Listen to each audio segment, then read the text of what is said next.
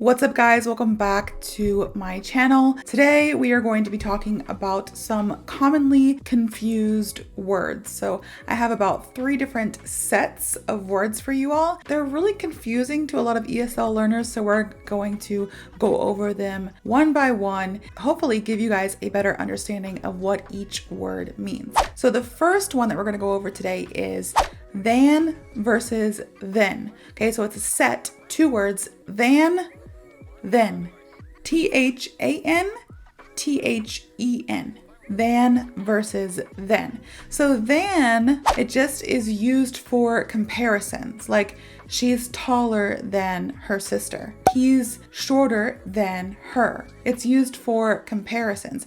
These shoes are more expensive than those. It's used when you compare 2 or more things, people, items. 2 or more nouns typically is when this word is used. Than, T-H-A-N, okay? Then we have then, T-H-E-N, and this just refers to a time or sequence. So first we will eat, then we'll go for a walk. First we will eat, then we will go for a walk. So the word then refers to a time or a sequence. So just now when I transitioned from that one word, than, to then, I used the word then. I said, then we have then. So that's like a sequence, right? The first one we went over, the second one we're going over. So we have this, then we have that. Or it can be a time. You know, oh, I remember that one time we went to the park, then we went shopping, then, all right? So it refers to a time or sequence. Then, all right? Then comparisons. This purse is bigger than my last one. I do a lot of shopping comparisons because I love shopping. Or this makeup is more expensive than the other brand or the off brand, the dupe. Than, this flight ticket is cheaper than this one. This airline is cheaper than this one. All right, you're comparing 2 different things. Then is just time or sequence. Like, let's go get some ice cream, then we'll go shopping. Or let's go get some ice cream, then we'll go for a drive. Than versus then. The next set, that was set number 1. The next set is fewer versus less. Now this one is actually really confusing to a lot of my students and my friends who are ESL learners because the words are really similar. Fewer and less. But the difference is for the word fewer, we use this with countable items. Things that you can actually count, countable items. So there are fewer apples on the tree this year. It's a good example. There are fewer apples on the tree. Now less we use for uncountable items. So I have less sugar in my coffee today. I have less sugar in my coffee today. It's when it all comes down to a little bit of grammar knowledge, countable and non-countable or uncountable nouns and things of that nature. But fewer is used for countable items. So things that are like apples, pens, pencils, notebooks, things like of that nature. And then we have uncountable items. Now sugar, unless it's like sugar packets, like the grains of sugar, you're not going to sit there and count them all.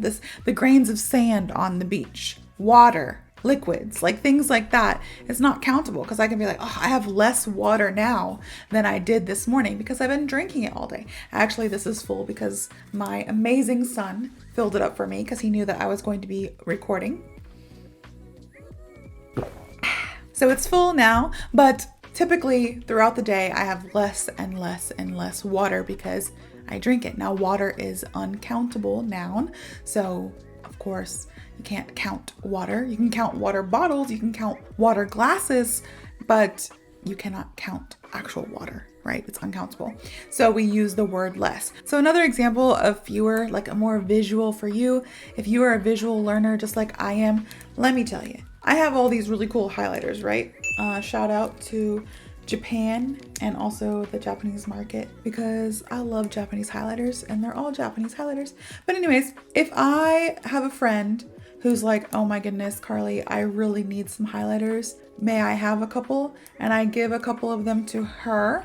Now I'm looking at all the highlighters I have and I'm like, man, I have fewer now than I did yesterday. I have fewer now than I did yesterday. Now, I'm not gonna lie, you will hear people say I have less now than I did yesterday. And that's okay because English doesn't always have to play by the rules when you're speaking English. I know, you're like, gasp, Teacher Carley. I know.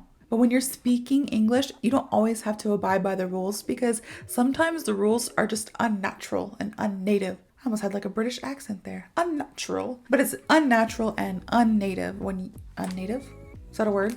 And not native sounding sometimes when you speak because we're like, oh, I have less pens today than I did yesterday. That's okay, but the word fewer is actually correct. I have fewer pens today than I did yesterday. When my bills come out of my bank account, I have fewer dollar bills than I did yesterday. But when it comes to the word money, I would say less money.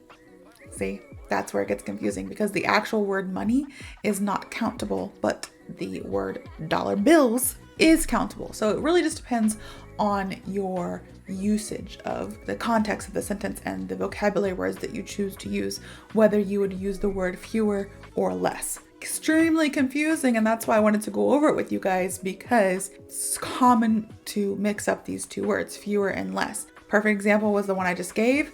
I have fewer bills in my account than I did yesterday because bills is a countable noun, but I have less money in my account than I did yesterday. We use less because the actual word money is not a countable noun. It's uncountable. Same, but different. Fewer and less. All right, so we have than versus then, fewer versus less, and now we have your, Y-O-U-R, versus your, Y-O-U apostrophe R-E. And I cannot remember if we've gone over this one or not. It seems kind of familiar. But a lot of people, even native English speakers, even Americans, get this one wrong. And I'm like, I understand if you're an ESL learner, it's very confusing. I also speak Korean and a lot of times I have misspelling or grammar errors and my Korean friends are like, this is the easiest thing you can know and you don't know it. And I'm like, sorry. But when it comes to native English speakers, if you do not know the difference between these two things, like what are you even doing, bro? This one is like, well, we learned this in kindergarten. All right. We learned this at a very young age. Your and Y-O-U apostrophe R-E.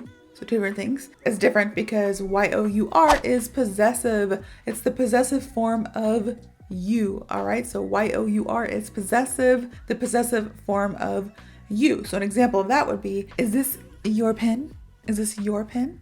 It's possessive. It's either yours or it's mine. So is this your pen?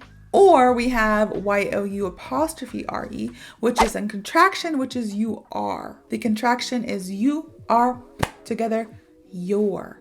All right. So this is an example of this is you're going to love this movie. You're going to love this movie. You are going to love this movie. Or you're going to Japan tomorrow. You are going to Japan. You're cute. You are cute.